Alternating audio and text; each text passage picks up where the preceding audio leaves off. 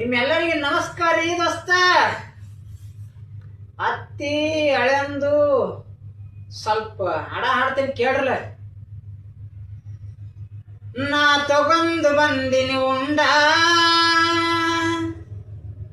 ಈಗಿನ ಎಂಡ್ರ ಅನ್ಸೋದಲ್ಲ ಅದಕ್ಕೆ ಹೇಳತ್ತೀನಿ. ನಾ ತಗೊಂಡು ಬಂದಿನಿ ಉಂಡ, ನಿನಗಂಜದ್ಯಾಕ ಗಂಡ. ಅದಕ್ಕೆ ವರದಕ್ಷಿಣೆ ತಗೋಬೇಡ್ರು, ಬೀಗರ ಬಲ್ಲಿ ಅಂತ ಹೇಳ್ತೀವಿ ನಾವು. ನಾ ತಗೊಂಡು ಬಂದಿನಿ ಉಂಡ, ನಿನಗಂಜದ್ಯಾಕ ಗಂಡ.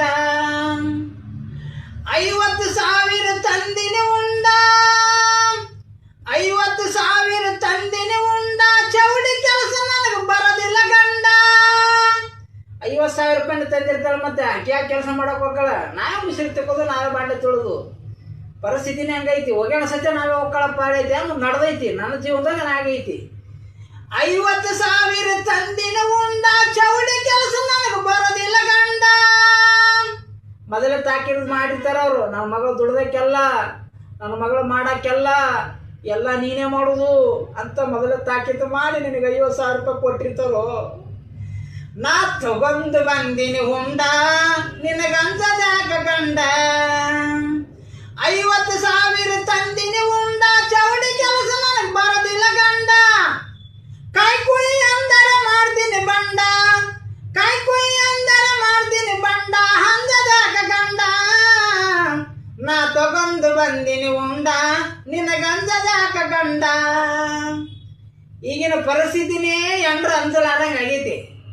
ಈಗ ಗಂಡದವರು ಎಂಡ್ರಾಗ್ಯಾರ, ಎಂಡ್ರು ಗಂಡದವ್ರಾಗ್ಯಾರ.